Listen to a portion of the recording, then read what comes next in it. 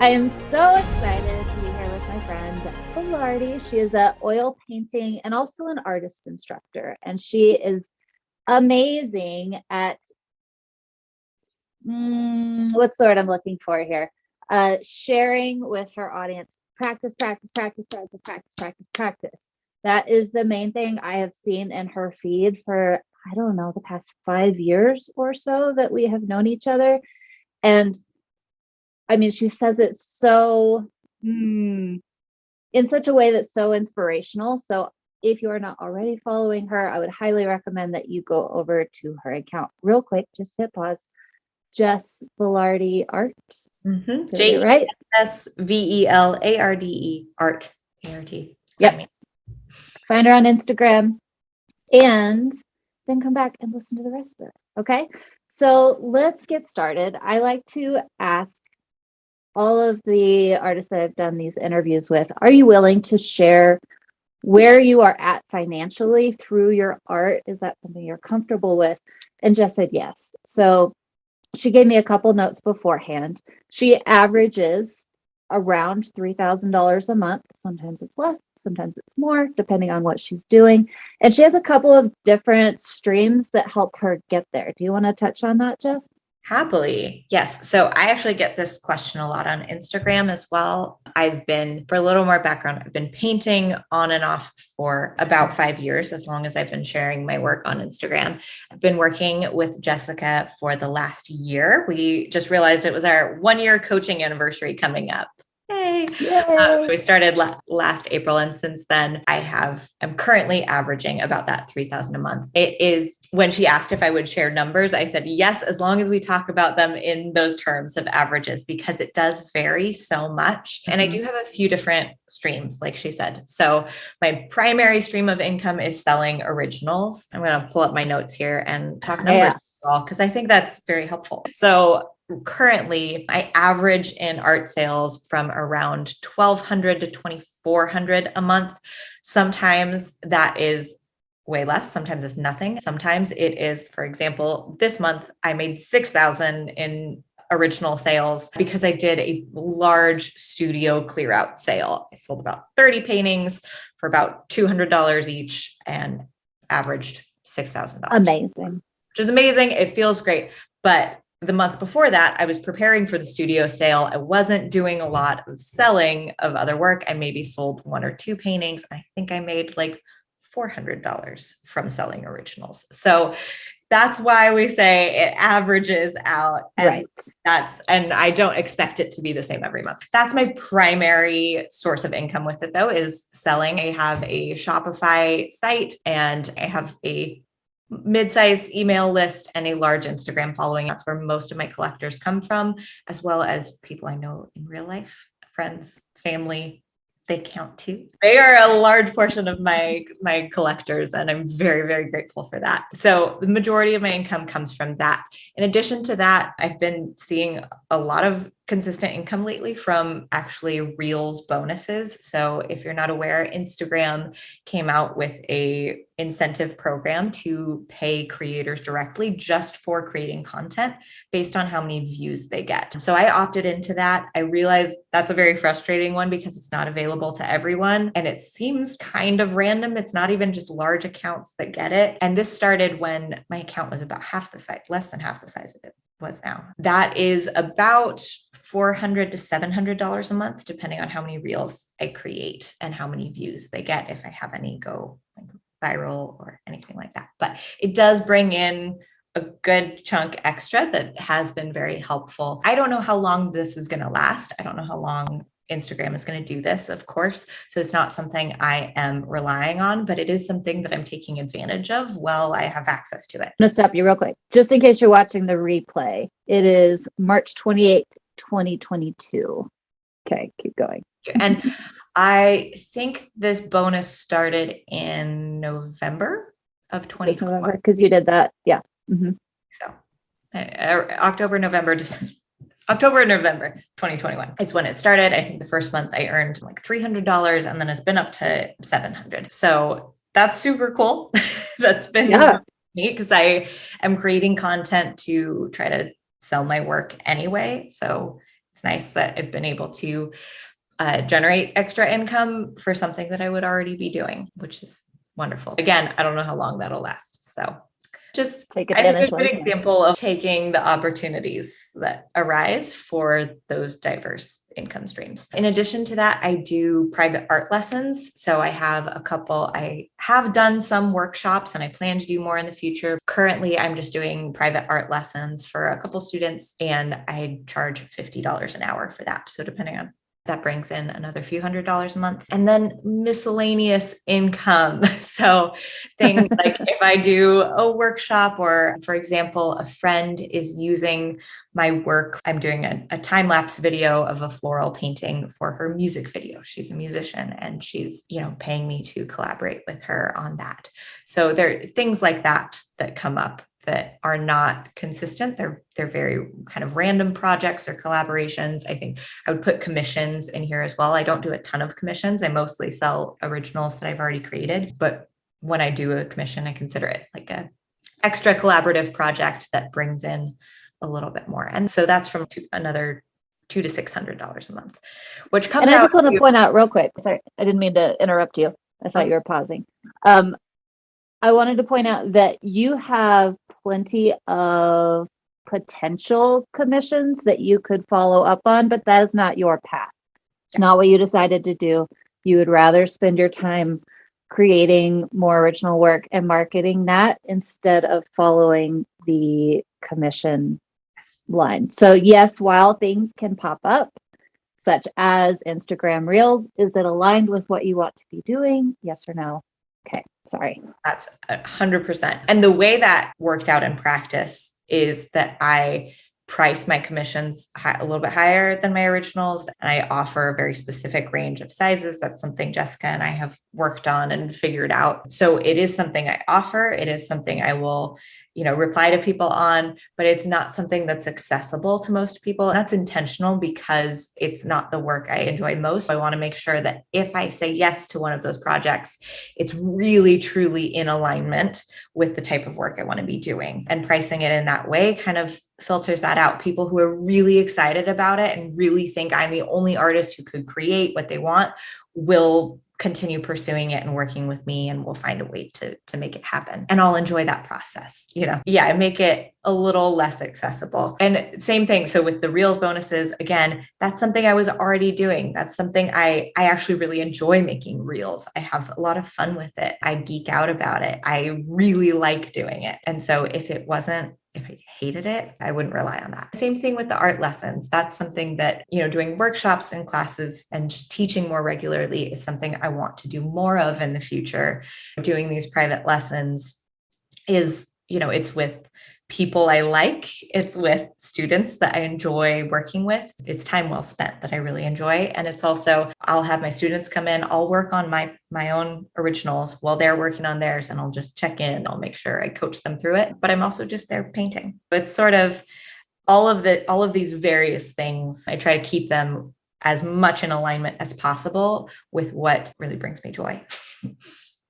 And while this is an inspirational call for everyone else, since we decided or realized it's kind of our 1 year anniversary, I wanted to do a little bit of a reflection for you real quick. Remember when we first started talking about working together and you said, the thing that I really want is to have a space. I want to have that space with other artists and be able to teach and be able to show my work and really create more of a community space.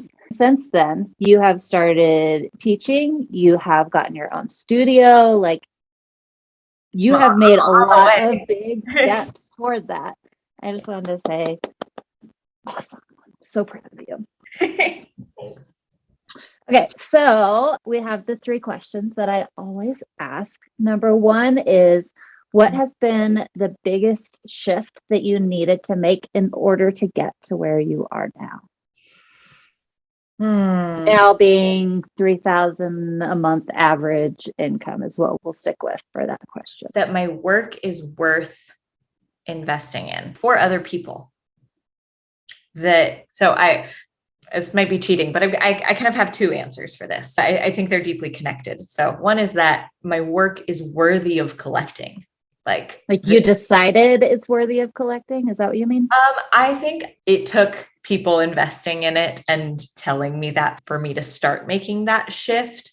But I feel that imposter syndrome and those voices are still like, I've consistently made about 3,000, for the majority of this year from selling originals. Even still, I just did a big studio sale of work. It's not even the work I'm most excited about or proud of. And I'm sold 3/4 of it. Even still, I can tell those voices are there. Oh, your work isn't that good. I can still feel that insecurity and that fear and that doubt sneaking in. Although I do think the affirmation of people actually purchasing work and collecting work and telling you it's good, that has certainly helped.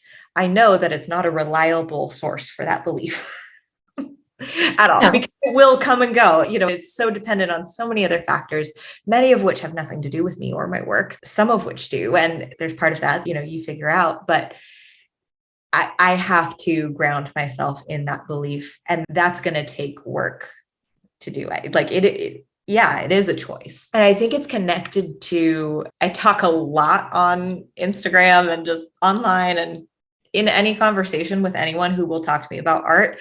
I will talk about how I had to go through the process of giving myself permission to make bad art, to be a bad artist, but that I still wanted to be an artist, even if I couldn't be amazing at it when I first started.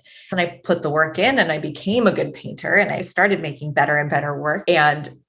But that was instrumental, just saying, I'm an artist. I will paint. I will show up and I will share it, even if I think it sucks. That carried me into selling as well, because now I'm not only saying I will show up and do the work, I will create regardless of the outcome, because I'm committed to this process, because I love it, because I want to be an artist. It's who I am. It's all flowing out of that. And, the outcome is kind of irrelevant in that mindset. I'm now extending that to encompass sales, because I'm going, okay, I'm going to show up, I'm going to do the work, I'm going to put it out there, I'm going to be vulnerable, I'm going to share it, I'm going to make it available to purchase in exchange for currency. And that's another step of that vulnerability, right? And so you have to hold on to that mindset that even if I look at this painting and I judge it and I say, oh, it's not my best work. Oh, it's not as good as this artist, or it doesn't demonstrate this level of skill that I wish I could. Doing the studio sale is a great example of this, because there's a lot of older work that if I were to do those same paintings now, I would do them quite differently, right? I would do them with a different level of skill and a different approach. And if I want to sell those, I have to be able to say, these have value as they are, and it's going to touch someone where they are. I don't need to judge it or change it in order to put it out there and make it available and have it be meaningful and valuable for someone enough that they want to bring it into their home and treasure it. If I were coaching someone else through this, we would go down that path of, well, if you're holding it back, you're actually really robbing the world of something beautiful. You're robbing people of the opportunity to connect with something that's meaningful to them. It doesn't matter what you think about it. Matters is what they think about it.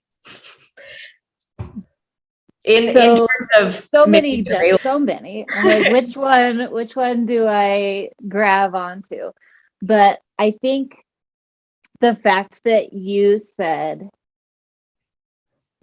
it doesn't matter, I have to do it anyway. I will do it anyway, even though that's not technically a mindset shift. That is what leads to the mindset shift. So I talk about confidence a lot inside of my programs, but also that while sometimes you will get it from an external validation, you can't build it from that place. You have to build it from the foundation. I can't not do it. I must take action steps.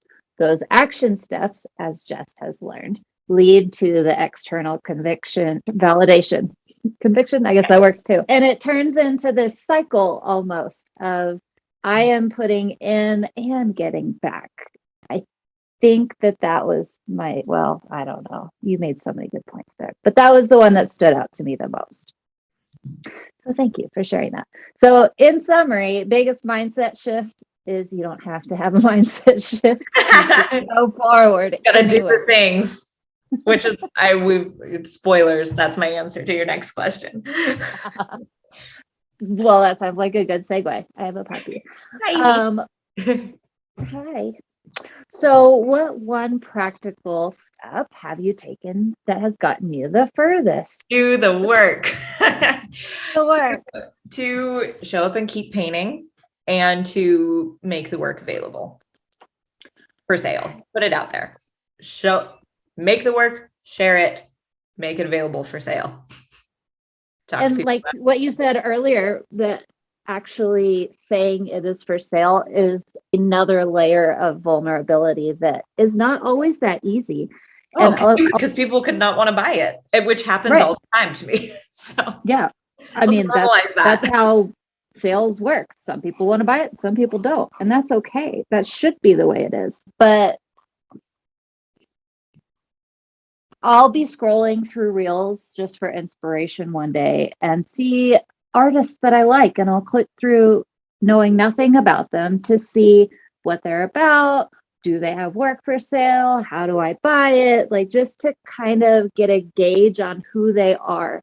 And if I can't find how to buy their art within 30 seconds, I know they have a problem.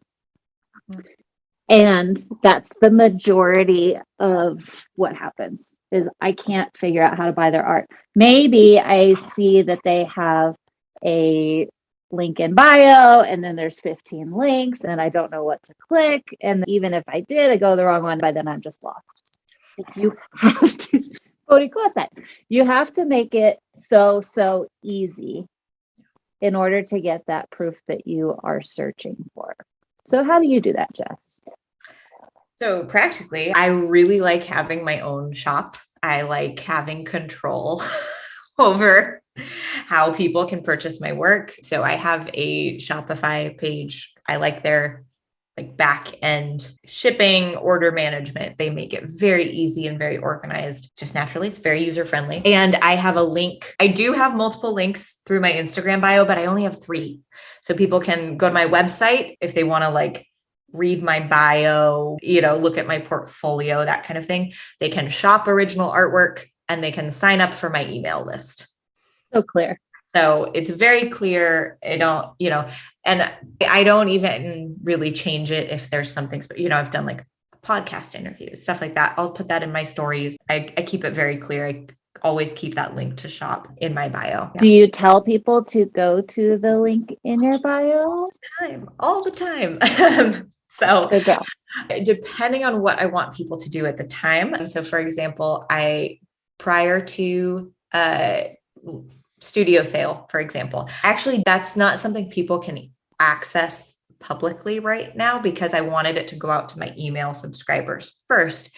So I do have everything listed on my website, on my shop, but it's kind of hidden because I wanted it to be just primarily for my email subscribers first. For the past, 2 or 3 weeks before launching the studio sale, I think almost literally every post or reel that I did, and I was posting multiple times a week, I would connect it back to that. So if I was I'm working on a collection of flowers that will be released probably next month. I would say, if you want to be the first to hear about this, sign up for my email list. I started posting photos of some of the pieces that were going to be in the studio sale. Sign up for my newsletter. You're going to get early access to shop these. They're going to be discounted. I was very clear about that. I did a handful of posts all about them, but even in ones that were not directly about that, I would mention it. I would push back to it. And I noticed I was getting a handful, maybe a dozen new subscribers every time I did that. So during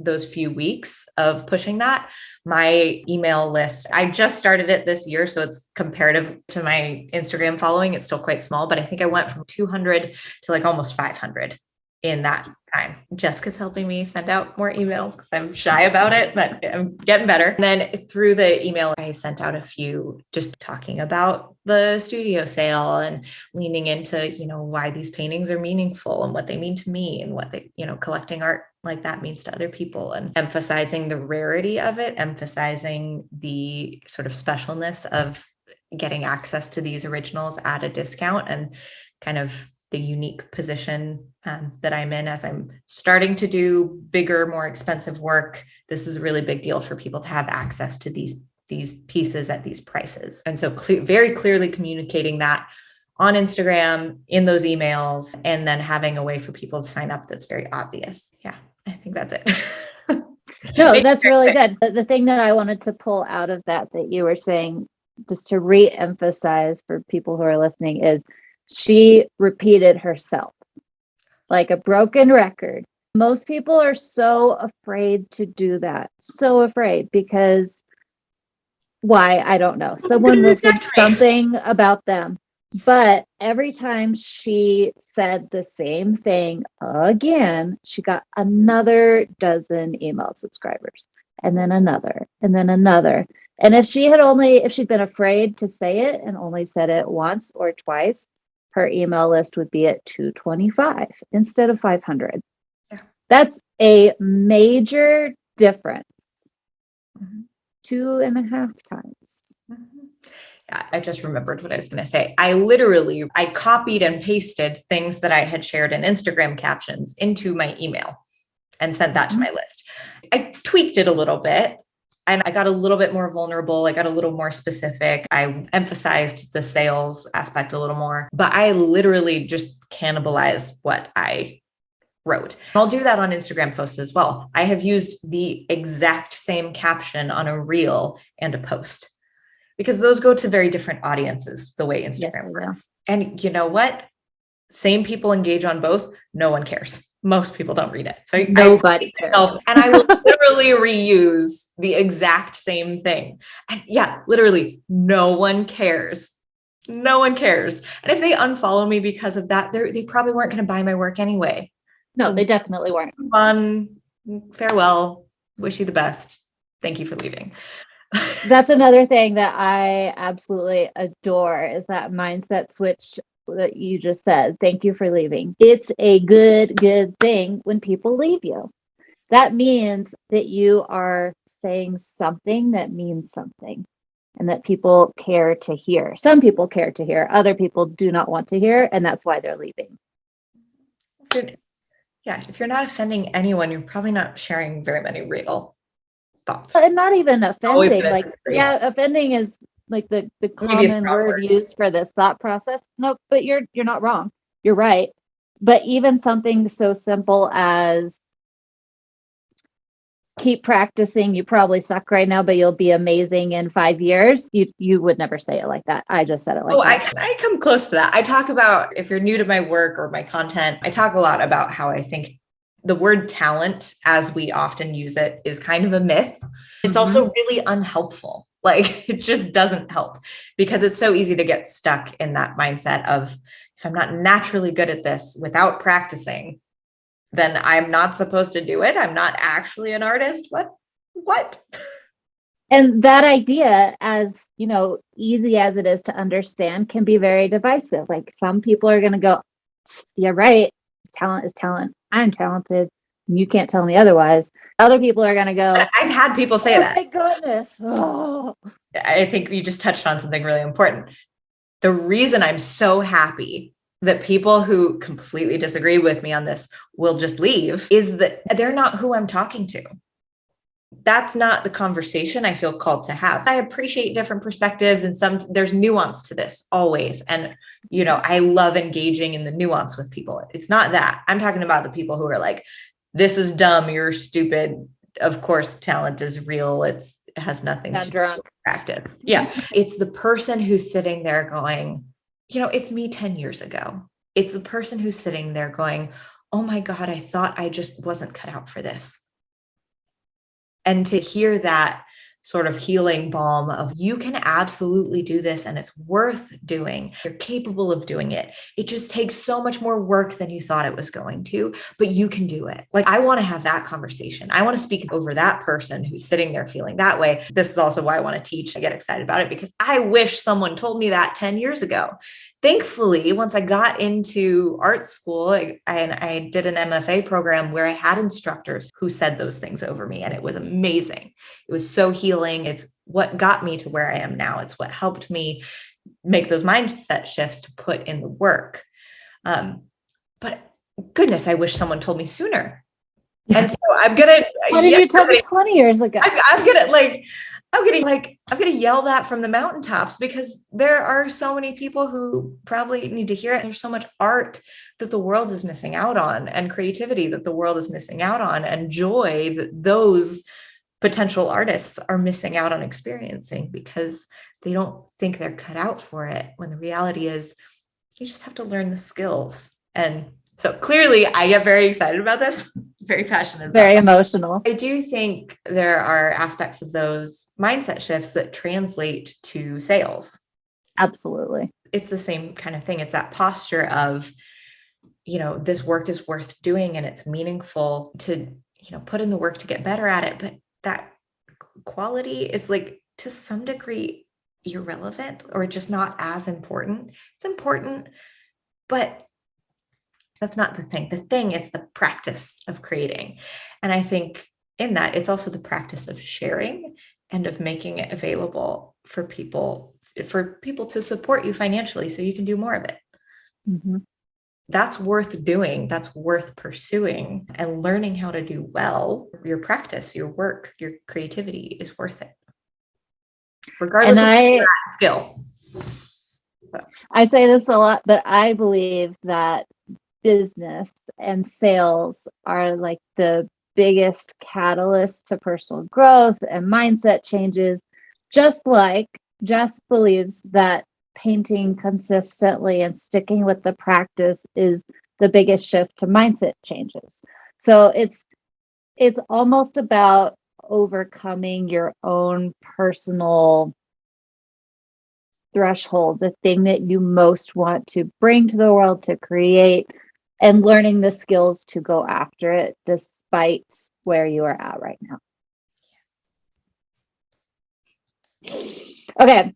I said we were going to keep this 30 minutes. It's been 30 minutes. Whatever. I give up. It's a good conversation. You're asking me really good questions. Well, I couldn't make it smaller, but then it wouldn't be as informative. All right. Number 3.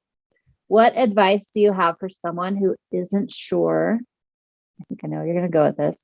Who isn't sure they have what it takes to get to the next level? So, broken record here is show up and do it anyway, which it's so much easier to say that than do it, right?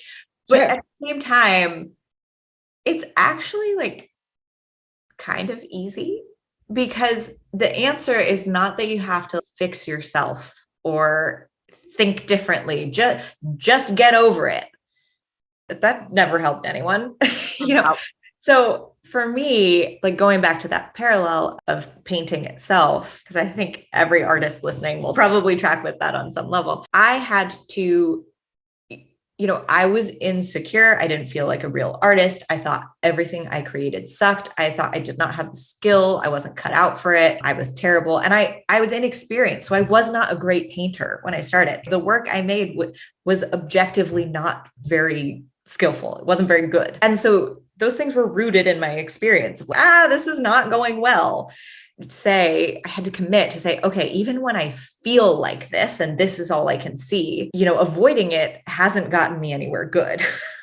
I am miserable and I still want to be an artist. I was doing a lot of other things at the time that were not painting, and I still wanted to paint, even though I was frustrated that I was bad at it. So I said, okay, I'm going to just go paint every day. And at that time, I started renting a studio space, but this started even before that. I carved out a little corner of my home and I said, I'm just going to paint as much as I can, and I'm going to share it. And I'm going to do those actions, period. Then the mindset changes followed. my actions. The mindset changes followed my behaviors. And so I would say whatever the next level is. So do you want to sell your work? Do you want to talk to people about your work? Do you want to create a collection or a series or explore a new medium? Like, what is it? Where do you want to be? What would a person who is that thing be doing with their day-to-day life? What do they do? And I mean, literally, not what are the mindsets they have or how do they approach things, but what are they physically doing with their hands and their body and their, words? What are they doing? Then go do those things and keep doing those things. Don't stop doing those things. Then weeks, months, years later, I guarantee you will look back, compare yourself to where you were and go, oh my God, I'm this person. But it's because you've been doing the things and your brain will catch up. Your mindset will catch up, but you can't fix that first. Like it'll happen as it goes and you got to work on it. Like it comes with the practices and with the action. I am very biased in that direction. Sorry. No, go. I was just going to say, I agree and I disagree with you, surprisingly. I think you can change your thoughts to create the actions, but I've done that. And it takes a really, really, really, really long time to go in, find all the thoughts, to change the beliefs, to change the actions, to change the reality. It's so much faster to go the opposite direction. Reality, action, belief, thoughts. Like it's just I think we're on the same page. better. Like I think you're right. Like it is, I shouldn't say it's not possible. It absolutely is possible. It's just in practice, like it's really hard. And I feel like it hasn't worked as well. Can take hours or days or weeks or months. But we don't have years. Yeah. And you still got to be working on your thought life and what mindsets your practice. Sure. That's part of it.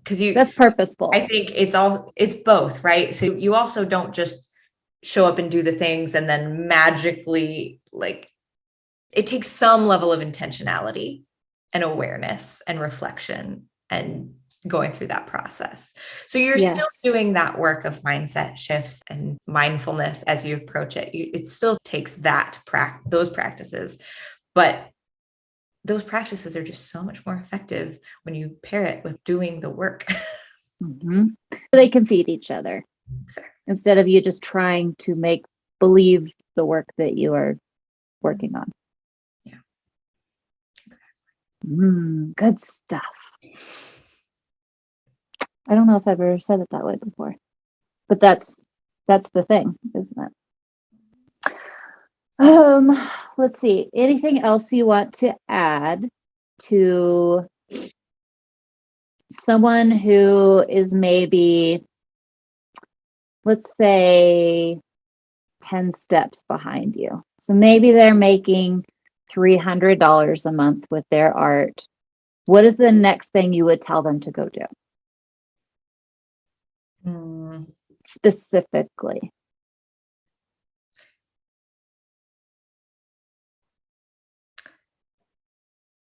I threw this one at you. Sorry. No, I like that. I'm trying to think. I'm actually thinking about where I was when I was making $300 a month with my art and what I needed to do next, which was hire you.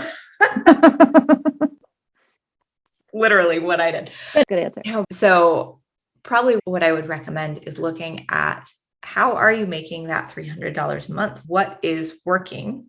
And how can you do more of that?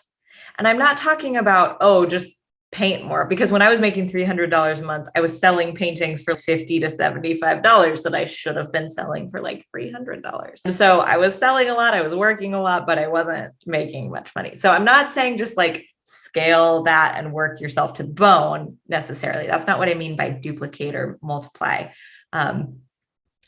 Jessica, I know you can explain these, like, that's what I do. I haven't worked with a coach who helped me do that. But to look at, I think just for yourself, like to reflect on the ways that you are putting yourself out there, you are making your work available, and clearly it's resonating with people enough for you to make a few $100s a month. That is significant. Yes. That, like, you are through the hardest part. Now you just have to figure out how to scale it in a sustainable way. So I think it starts with that reflection of how did you get where you are now, and acknowledging that that is a big deal. It's significant. You're officially a professional artist. I know it doesn't feel like it because you're not like making your full-time income that way, but by definition, if you've sold work, you're a professional artist. And letting that, sink in, kind of soaking in that for a bit, and then looking at, okay, what worked? What am I doing right? How do I lean into more of that in a sustainable way? And you get into all the strategy and planning and all of those things that you're clearly familiar with if you're watching this video. Just sitting in that for a minute and reflecting on that, and like celebrating that, giving yourself a pat on the back. I think that's what I would want to say to you, is like, good job. You're amazing. You're selling your work. Yeah. And that's a really amazing example of what we were just talking about, where things are already happening, but then you being very purposeful and mindful and reflective about, oh, things are working. What is working? Because usually what happens is I'm making 3,000 or I'm making 300, not 3,000. It's not working. And you telling yourself a different story and not being able to see how you could start to scale that. So perfect answer. You nailed it. We've been working together for a little bit now. Can you tell? Two brains speaking as one. Okay. So I think that is it, except that we already told people how to follow you on Instagram. Would you like to tell them anywhere else to follow you or sign up? Seriously though, I send like very vulnerable, like heartfelt, just I'd spill my soul to my email list now. I also do on Instagram, but like the email list is, as I hope you all know, that's a different level because you actually own it. It cannot be taken away if something happens to your social media or happens to social media period, or your account gets hacked or whatever. That is like the core place where I am investing in connecting with people who care about my work. Yes. Side note, someone that I love very much that I've been following for 5 years, we've been having lots of conversations. Her account just got hacked, and I don't know how she's going to get it back. Okay, so how do they get on your email list? Yeah. So if they follow the link in my Instagram bio, or if they contact me on my website, they can sign up that way. So there's a link on my Instagram bio that says sign up for my newsletter. They can do that. If you go to your website, do you still have like a hello bar at the top that says sign up for my newsletter? No, but I need to put one on there. Put it back on there. If you just fill out the contact form too and just say, add me to your list, they can do that, which is what I've encouraged people to do so far. So yeah, sign up for my email list, hang out with me there, get little love notes in your inbox and early access to original artwork. I'm going to throw one more side note out. She just said, just fill out my form and message me and I'll get you on there. She did not spend years like creating a perfect landing page and creating a freebie and a welcome email sequence, which we are actually working on right now, but we're not there yet. And it doesn't matter. You can still sign up for her email list and she can still say it over and over and over and over and over. Sign up for my email list. Imperfect, doing it anyway. Love that. That's tip number 5 for you today. Imperfect, do it anyway. And I will add, if we talked about anything that like resonated deeply with you, if you want to continue the conversation, if you have questions, you can contact me on my website. DMs are a hot mess. So I want to say reach out to me on Instagram, but I can't guarantee that I'll see it. Follow me, comment, send me a DM. But most effective way is just send me an email and be like, hey, let's talk about this. Do you want to give them this is up to you. Do you want to tell your email address so people don't have to look for it? hello@jessvelarde.com. There you go. Easy. You can do that. Or if you just go to jessvelarde.com, on the menu, it just says contact. There's a little form to fill out. See, we're making it easy for people to get a hold of you. So I would love to continue the conversation. And if you have any questions, I'm happy to keep chatting. Well, thank you, Jess. I so appreciate you doing this with me, as always. Thank you. Thanks for having me.